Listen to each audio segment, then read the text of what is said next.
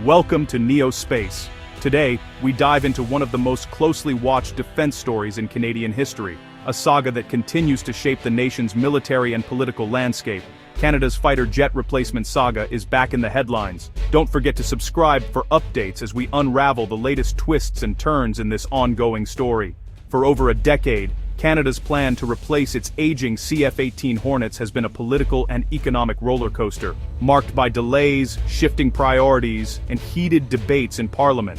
The F-35 Lightning II was officially chosen in 2023 after years of uncertainty, but the deal is now under review as costs soar and political priorities shift yet again, leaving the future of the program uncertain. The estimated price tag for 88 F-35s has ballooned to nearly $28 billion, sparking new debate in Ottawa about whether the investment is justified and if alternatives should be considered. Trade tensions with the U.S. and a growing desire for more domestic industry involvement have further complicated the decision, raising questions about sovereignty and economic benefits for Canadians. The original plan, scrapped and revived by successive governments, is now in limbo with only 16 jets ordered so far, leaving Canada's Air Force in a state of uncertainty as timelines continue to shift. Industry Minister Mélanie Joly is pushing for a deal that boosts Canadian jobs, strengthens the local aerospace sector, and reduces reliance on the U.S. for critical defense technology. The debate is no longer just about which jet is best, but which deal secures Canada's economic and strategic future, ensuring long-term benefits for both the military and the nation's economy. As the government weighs its options, the stage is set for a dramatic final act in Canada's fighter jet drama, one that could define the country's defense policy for decades to come. Just as the F-35 seemed locked in, Sweden's Saab Gripen E has re-emerged as a serious contender. Saab, backed by the Swedish government, is capitalizing on the F-35's cost overruns and reliability issues. Key Canadian politicians now support a mixed fleet, combining F-35s with Gripens to balance risk and boost local industry.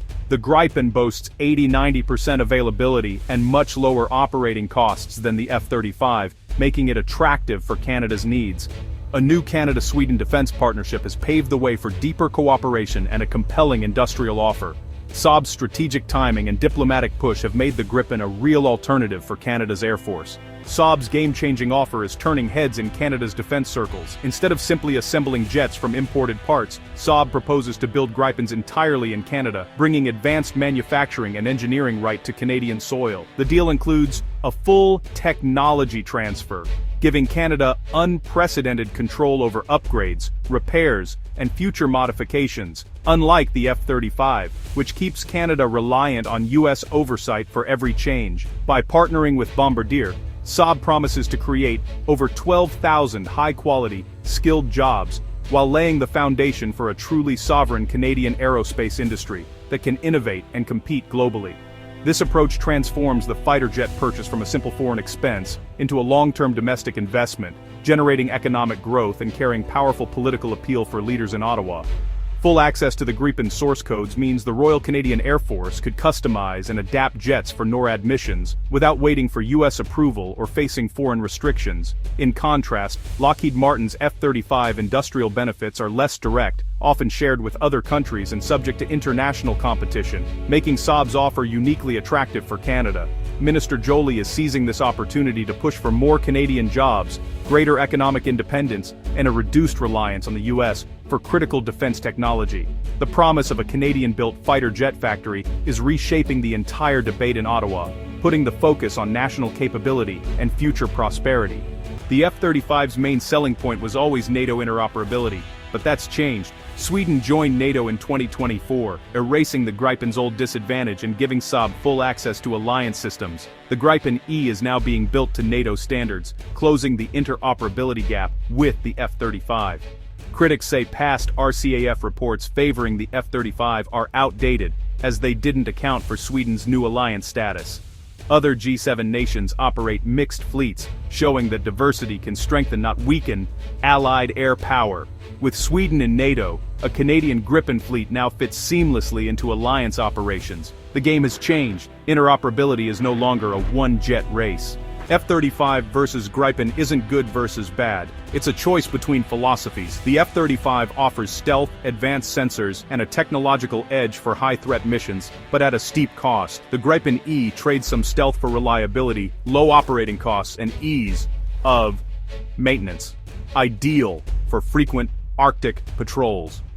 The F-35's life cycle costs are high, while the Gripen is designed for affordability and sustainability.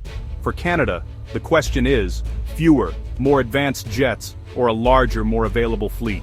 The F-35 is a silver bullet, the Gripen is a workhorse.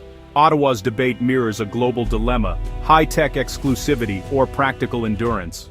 Canada's fighter jet debate has exposed a rift between military leaders and politicians. The RCAF wants 88 F-35s for their stealth and advanced capabilities, arguing only a fifth-gen jet can meet future threats. They warn that a mixed fleet would be logistically complex and less effective. Politicians like Minister Joly see the Gripen as a chance to build jobs and industrial sovereignty, not just buy hardware. They point to other G7 nations managing mixed fleets, arguing the benefits outweigh the challenges. The real question is Canada's priority pure military power, or a balance of security, jobs, and independence? The stalemate continues, with both sides holding firm. December 2025. Canada stands at a crossroads, with its fighter jet future hanging in the balance. The nation faces a pivotal moment, one that will shape its defense, economy, and global alliances for years to come. The government's exhaustive review is finally complete. Now, a critical decision looms. Should Canada stick with the F-35, pivot to the Gripen, or split its fleet between the two? Each path carries its own set of risks and rewards. Choosing the F-35 means embracing top-tier capability and close alignment with the United States, ensuring interoperability with key allies. However, this comes at a steep financial cost and offers fewer opportunities for Canadian industry to benefit directly.